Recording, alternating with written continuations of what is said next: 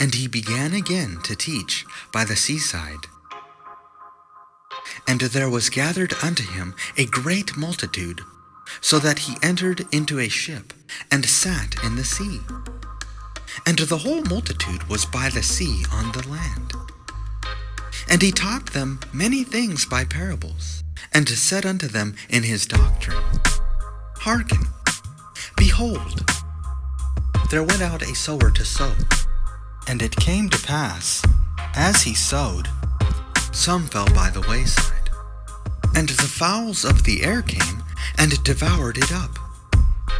And some fell on stony ground, where it had not much earth, and immediately it sprang up, because it had no depth of earth. But when the sun was up, it was scorched, and because it had no root, it withered away. And some fell among thorns, and the thorns grew up and choked it, and it yielded no fruit. And other fell on good ground, and did yield fruit, that sprang up and increased, and brought forth some 30, and some 60, and some 100. And he said unto them, He that hath ears to hear, let him hear. And when he was alone, they that were about him with the 12 asked of him the parable. And he said unto them, Unto you it is given to know the mystery of the kingdom of God. But unto them that are without, all these things are done in parables, that seeing they may see and not perceive, and hearing they may hear and not understand, lest at any time they should be converted, and their sins should be forgiven them. And he said unto them, Know ye not this parable? And how then will ye know all parables? The sower soweth the word, and these are they by the wayside, where the word is sown. But when they have heard, Satan cometh immediately, and taketh away the word that was sown in their hearts. And these are they likewise which are sown on stony ground, who when they have heard the word, immediately receive it with gladness, and have no root in themselves, and so endure but for a time. Afterward, when affliction or persecution ariseth for the word's sake, immediately they are offended. And these are they which are sown among thorns, such as hear the word, and the cares of this world, and the deceitfulness of riches, and the lusts of other things entering in, choke the word, and it becometh unfruitful. And these are they which are sown on good ground, such as hear the word, and receive it, and bring forth fruit, some 30-fold, some 60, and some 100.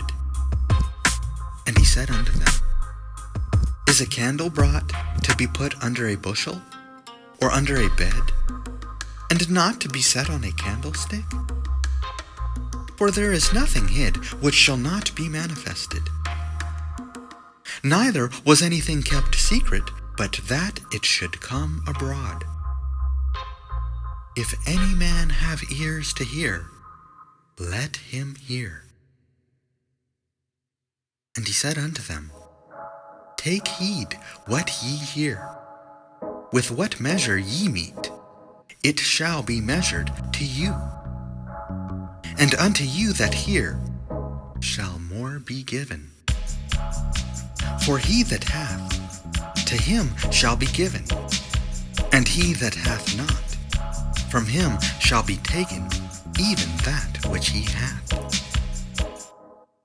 And he said, So is the kingdom of God, as if a man should cast seed into the ground, and should sleep, and rise night and day, and the seed should spring and grow up. He knoweth not how. For the earth bringeth forth fruit of herself. First the blade, then the ear. After that, the full corn in the ear. But when the fruit is brought forth, immediately he putteth in the sickle, because the harvest is come. And he said, Whereunto shall we liken the kingdom of God? Or with what comparison shall we compare it? It is like a grain of mustard seed, which when it is sown in the earth is less than all the seeds that be in the earth. But when it is sown, it groweth up, and becometh greater than all herbs, and shooteth out great branches, so that the fowls of the air may lodge under the shadow of it. And with many such parables spake he the word unto them, as they were able to hear it. But without a parable spake he not unto them. And when they were alone, he expounded all things to his disciples. And the same day, when the even was come, he saith unto them, Let us pass over unto the other side. And when they had sent away the multitude, they took him, even as he was, in the ship. And there were also with him other little ships. And there arose a great storm of wind, and the waves beat into the ship, so that it was now full. And he was in the hinder part of the ship, asleep on a pillow. And they awake him, and say unto him, Master, carest thou not that we perish? And he arose, and rebuked the wind, and said unto the sea, Peace, be still. And the wind ceased, and there was a great calm. And he said unto them, Why are ye so fearful? How is it that ye have no faith? And they feared exceedingly, and said one to another, What manner of man is this, that even the wind and the sea obey him?